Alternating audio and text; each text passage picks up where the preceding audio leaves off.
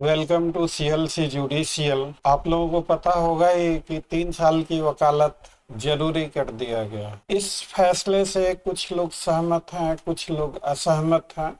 ठीक बात है, कोई भी फैसला हो तो उसके पक्ष और विपक्ष में लोग होंगे ही होंगे।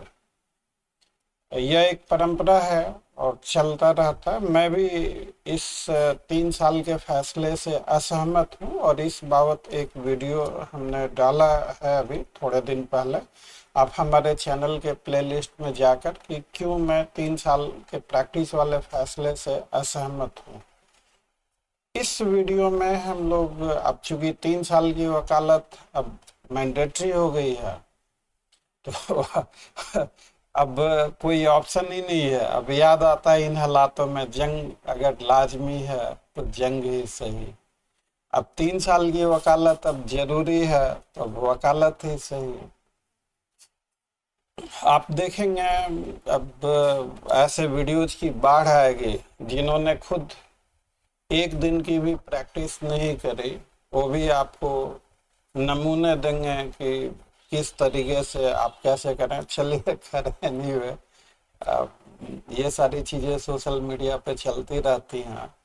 हाँ, मैं एक चीज़ आपसे शेयर करना चाहूँगा। आज से काफ़ी पहले जब मैंने यह कहा था कि 3 साल की वकालत मैंडेटरी कर दी जाएगी, तो मुझे ट्रोल किया गया था। मुझ पे आरोप लगे थे कि मैं अफवाह फैला रहा हूँ, स्टूडेंट्स को डरा रहा हूँ। फिर उसका एक्सप्लेनेशन मुझे दूसरे वीडियो के मार्फत देना पड़ा। यह देखिए, बार काउंसिल ऑफ इंडिया ने रेजोल्यूशन पास किया है, पार्टी बनी बार काउंसिल ऑफ इंडिया ने। जितने भी हाई कोर्ट हैं सबों ने यही कहा कि ये एक्सपीरियंस होना चाहिए 3 साल का। तो इन हालातों में हो सकता है कि एक्सपीरियंस मैंडेटरी कर दिया गया और आज सच्चाई सामने आ गई, तो जो लोग आरोप लगाते थे उनके मुंह पे ताले लग गए। खैर, कोई बात नहीं। मैं आज एक और चीज आपको बता रहा हूँ। आज का समय, तारीख आप नोट कर लीजिए, वीडियो को भी नोट कर लीजिए। अब चूंकि सुप्रीम कोर्ट इस नतीजे पे पहुंची कि जो फ्रेश फ्रेश लॉ ग्रेजुएट्स हैं, जो जुडिशियल सर्विसेज की तैयारी करते और क्वालिफाई करते, तो उन्हें लॉ का प्रैक्टिकल नॉलेज भी होना चाहिए। तो लॉ का प्रैक्टिकल नॉलेज 3 साल का होना चाहिए। और इसी कारण से पहले बात चली कि यह एक्सपीरियंस सर्टिफिकेट कौन बना के देगा, तो बार काउंसिल या बार एसोसिएशन। तो यह कहा गया कि बात तो फिर वही हो गई, लोग इनरोलमेंट करा के कचहरी नहीं जाएंगे, प्रैक्टिकल एस्पेक्ट लॉ का सीखेंगे नहीं और सर्टिफिकेट लेके आ जाएंगे। तो उसका जो अभी प्रेजेंट मैकेनिज्म सजेस्ट किया गया है कि आप जहां प्रैक्टिस कर रहे हैं वहां के 10 साल जिनकी वकालत है वो सर्टिफिकेट देंगे, और उस सर्टिफिकेट पे जो वहाँ के प्रिंसिपल जज इंचार्ज हैं वो इंडोर्स करेंगे। तो अब क्या इस फैसले से जो है, क्या आप कचहरी में तो अखबारों में आ, पढ़ा भी होगा, फर्जी बेल ऑर्डर तक और कैदी भी जेल से छूट गए, बाद में पता लगा एफआईआर वगैरह होती रही। तो क्या एक 10 साल का एडवोकेट जो आपको सर्टिफिकेट देगा उस पे इंडोर्समेंट किया जाएगा, तो क्या उससे फर्जी सर्टिफिकेट की दुकानें खुलेंगी या नहीं? आप कचहरी जब जाएंगे तो देखेंगे एफिडेविट एफिडेविट ऐसे चिल्लाते रहते हो, ऐसे सर्टिफिकेट सर्टिफिकेट।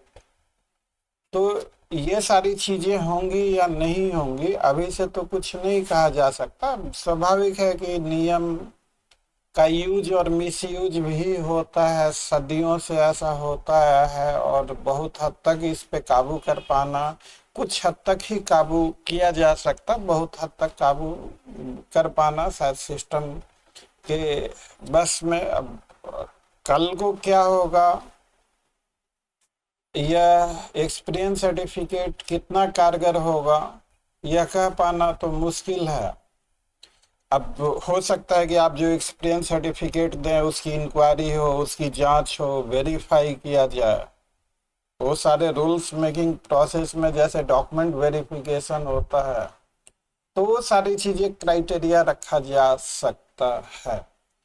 अब रूल फ्रेमिंग के लिए कहा गया है किस तरह का रूल फ्रेम किया जाएगा, कैसे फ्रेम किया जाएगा और कैसे उसे लागू किया जाएगा, अभी से यह कह पाना बहुत ही डिफिकल्ट है। मैंने पिछले वीडियो में कहा था कि रूल फ्रेमिंग प्रोसेस में स्टूडेंट्स का भी पार्टिसिपेशन जरूरी है, ताकि रूल कुछ इस तरीके से बने कि किसी को ज्यादा परेशानी ना हो। खैर एनीवे, अब तो वकालत करना जरूरी है। अब देखिए, मैं एक चीज फर्जी जैसे मान लीजिए कि आपने इनरोलमेंट करा लिया, 10 साल के किसी वकील को पकड़ लिया और आपने एक सर्टिफिकेट ले लिया और आप कोर्ट गए नहीं, आपने प्रैक्टिस नहीं की। तो मैं आज ही अभी थोड़ी देर पहले कहा था कि आज की तारीख, आज का समय आप नोट कर लीजिए। और जहां तक मैं समझता हूं, अब जैसे ही आप इंटरव्यू देने जाएंगे, तो अभी तक तो जो इंटरव्यू होता था पूछा जाता था कि अभी फिलहाल आप क्या कर रहे हैं। This is how your interview begins. आपकी जानकारी में जो आपके बैचमेट, जूनियर, सीनियर जो भी जुडिशियल ऑफिसर बने, तो उनसे पूछिएगा तो पहला सवाल यही होता कि अभी फिलहाल आप क्या कर रहे हैं। तो आप बताते थे, अब चूंकि प्रैक्टिस रिक्वायरमेंट जरूरी नहीं था, तो आप बताते थे तैयारी कर रहे हैं या एलएलएम कर रहे हैं या जो भी आप बताते थे। अब जो इंटरव्यू प्रोसेस होगा, उसमें पहला सवाल कि आप कहाँ वकालत कर रहे हैं, वहाँ के डिस्ट्रिक्ट जज साहब का नाम क्या है, सीजीएम साहब का नाम क्या है, किन की कोर्ट में वकालत कर रहे हैं, और आपसे प्रैक्टिस से संबंधित कि आपने हकीकत में प्रैक्टिस किया है या नहीं किया है। तो मुझे ऐसा लगता है कि इससे संबंधित सवाल होंगे, और उनको शक हो गया तो आपके एक्सपीरियंस सर्टिफिकेट की इंक्वायरी भी हो सकती है। और अगर इंक्वायरी हुआ और वो सर्टिफिकेट फर्जी पाया गया, तो आप समझिए मुकदमा दर्ज होना, नौकरी का जाना और पता ना क्या क्या और आगे दिक्कतें जो शुरू होंगी, वो एक अलग। अब हमारे पास भी बहुत सारे बच्चे लोग कि सर आप तो बहुत सीनियर हैं, कोई जुगाड़ बिठा दीजिए, इनरोलमेंट हो रखा है, सर्टिफिकेट चाहिए। तो मैं इस वीडियो के मार्फत उन तमाम स्टूडेंट से यह आग्रह करना चाहूँगा कि आप इस चक्कर में आप ना पड़ें, इससे समस्याएं और आपकी बढ़ जाएंगी। आप वकालत शुरू कीजिए, अब तो यह मैंडेटरी हो गया है। और इस कारण अगर इसमें आप अपना समय बेकार करते हैं और अगर बाद में कोई ऊंच नीच होती है, तो रोने और पछताने के अलावा आपके पास कोई विकल्प नहीं होगा। हमारी बातें अगर बुरी लग रही हो किसी को, तो मुझे इग्नोर कर दीजिए, लेकिन जो मैं समझता हूँ अपनी एक जिम्मेवारी के तौर पे, अगर स्टूडेंट्स अगर उन्हें समझ नहीं पा रहे हैं, तो मेरी एक जिम्मेवारी, चूँकि मैं हमेशा कहते आया हूँ students are my soul and heart and I have no other word. तो जहाँ तक मैं समझता हूँ कि आप वकालत शुरू करें, तो यह वीडियो उसी मार्फत से है कि आप वकालत कब, कहाँ और कैसे शुरू करें। अब वकालत के भी टिप्स वाले वीडियो बहुत सारे लोग बना के डालेंगे सो फार, और मुझे कोई बहुत ज़्यादा जानकारी नहीं है। मैं कई बार पहले भी कह चुका कि I have very little knowledge of law, और आज भी रिपीट कर रहा हूँ कि I still have little knowledge of law. लेकिन जहाँ तक मैं समझता हूँ कि देखिए, आप वकालत कहाँ और कैसे शुरू करेंगे, तो आपका जॉब प्रोफाइल है जूनियर डिवीजन सिविल जज, तो आपके पास ऑप्शन में डिस्ट्रिक्ट कोर्ट भी है, आपके पास हाई कोर्ट भी है वकालत ज्वाइन करने का, आपके पास सुप्रीम कोर्ट भी है। तो देखिए, शुरुआती जो दौर होता है वकालत का, जहाँ इशूज फ्रेम किए जाते हैं, एविडेंस, क्रॉस एग्जामिनेशन, ये सारी चीज़ें जो सीखने का, तो डिस्ट्रिक्ट कोर्ट से बेहतर कोई जगह नहीं है शुरुआती दिनों में वकालत सीखने का। शुरुआती दिनों में आप कुछ समय डिस्ट्रिक्ट कोर्ट में बिताइए, फिर उसके बाद जो भी आपका प्रेफरेंस होगा उसके हिसाब से आप एडजस्टमेंट कर सकते हैं। तो डिस्ट्रिक्ट कोर्ट में से आप वकालत शुरू कीजिए। और खासकर एक दो चीज़ें और मैं कहना चाहूँगा कि किसी सीनियर को देख लीजिए। यह जरूर है कि डिस्ट्रिक्ट कोर्ट में जो पेइंग कैपेसिटी है वो थोड़ा सा फ्रस्ट्रेटिंग है, और यह भी एक कारण है कि जो फ्रेशर्स हैं उन्हें अपनी जेब से आने जाने का पैसा खर्च करना पड़ता, कोई आमदनी नहीं होती, और इस कारण से फ्रेशर्स का यह रुझान होता है कि कंपटीशन की तैयारी करें। कचहरी जाना, वकालत करना बड़ा स्ट्रगलिंग है, फाइनेंशियल स्टेबिलिटी नहीं है। तो ये सारे तमाम कारणों में एक कारण है। तो डिस्ट्रिक्ट कोर्ट में आप जैसे वकालत शुरू करते हैं तो आप यह देखिए, आप कोर्ट के बाहर जो कॉज लिस्ट लगी हुई है आप यह नोट कीजिए कि क्या क्या केसेज कॉज लिस्ट में है, कैसे आवाज़ लगती है, कैसे पार्टी आते हैं। आप कभी बेल मैटर के कोर्ट में चले गए, क्या क्या आर्गूमेंट होता है, क्या क्या आर्गूमेंट नहीं होता है। जब एविडेंस रिकॉर्ड हो रहा है तो किस तरह से एग्जामिनेशन इन चीफ कराया जाता है, किस तरह से क्रॉस एग्जामिनेशन होता, किस तरह से आर्गूमेंट होता। अब आप फ्रेशर हैं तो एक सवाल आपके मन में जरूर आएगा कि भाई हमारा कोई केस नहीं लगा हुआ, हम कोर्ट रूम में कैसे एंटर करें। तो आपको मैं बता दूं, जो हमारी कोर्ट है ओपन कोर्ट। ओपन कोर्ट मतलब any member of the public कोई भी कोर्ट में जा सकता है, जाके बैठ सकता है और वहाँ की कार्यवाही देख सकता है बेरोक टोक। अब ये बात कुछ और है कि सिक्योरिटी रीजन से या बैठने की जो कमी है उसके रीजन एंट्री थोड़ी रेस्ट्रिक्ट कर दी जाए, गेट पास वगैरह या बाकी और चीज़ें कर दी जाए।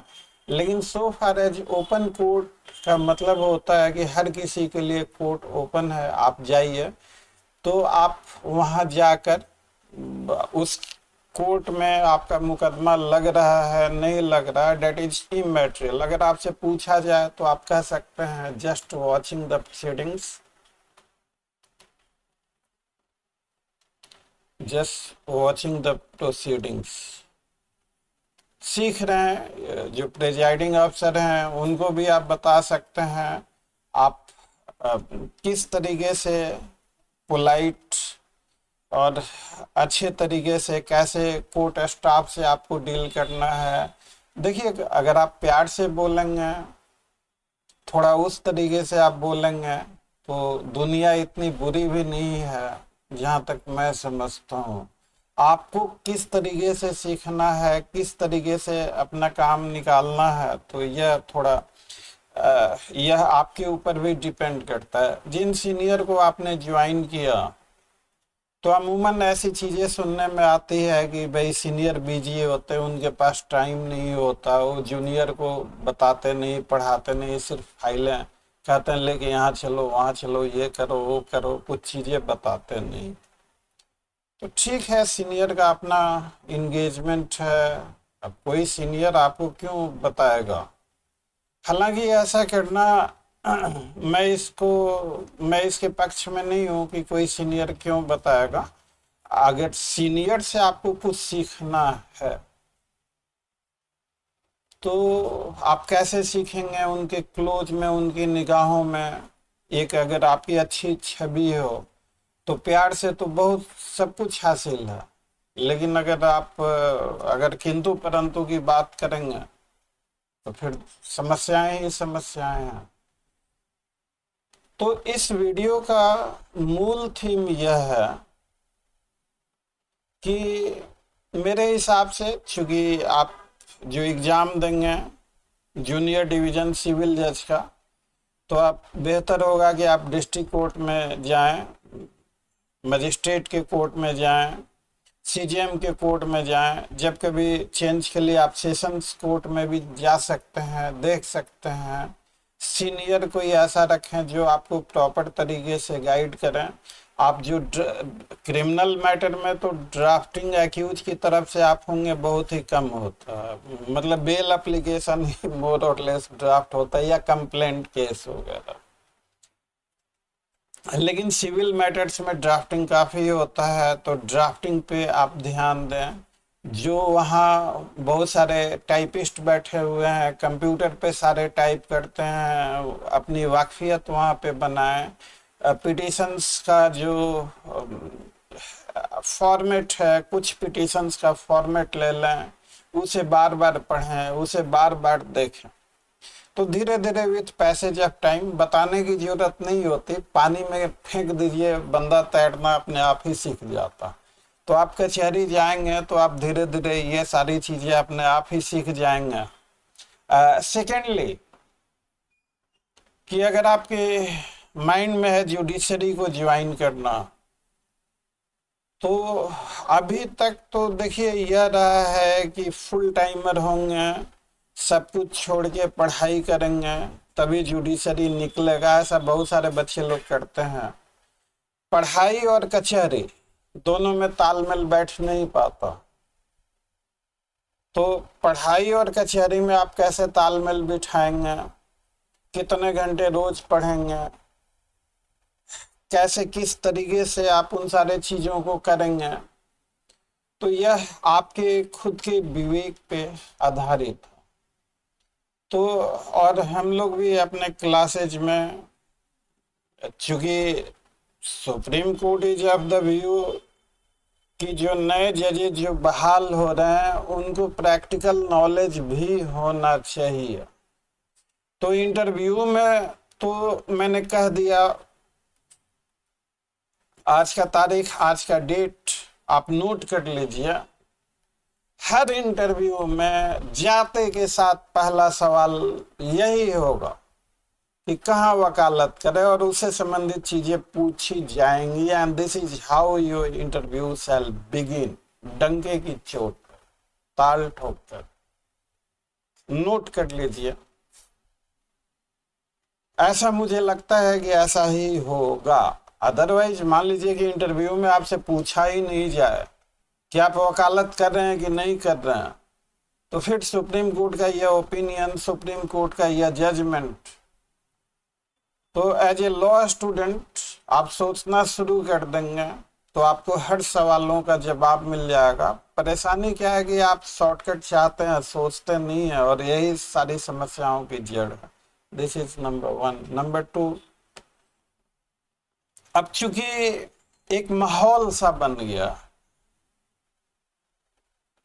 कि जो फ्रेश जजेज अपॉइंट हो रहे हैं उनको प्रैक्टिकल नॉलेज नहीं है,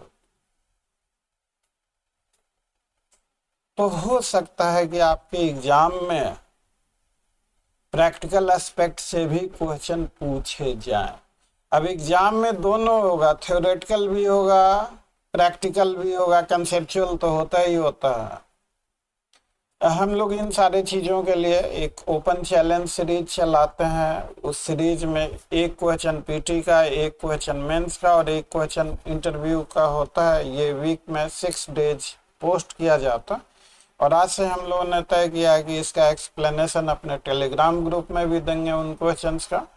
तो और यह services totally free of cost है, इसका 1 रुपया चार्ज नहीं है। तो आप जो पहला कमेंट है उसमें हमारे टेलीग्राम ग्रुप का लिंक दिया हुआ है। अगर आप ओपन चैलेंज सीरीज से जोड़ना चाहते हैं तो कमेंट सेक्शन में जो हमारे टेलीग्राम ग्रुप का लिंक दिया हुआ उस पर क्लिक कर आप हमारे ग्रुप से जुड़ सकते हैं। इसी के साथ यह वीडियो खत्म होता है। वीडियो अच्छा लगा हो तो वीडियो को लाइक, चैनल को सब्सक्राइब और इसे ज़्यादा से ज़्यादा शेयर कीजिएगा। Thanks for watching, see you again, till then, bye bye.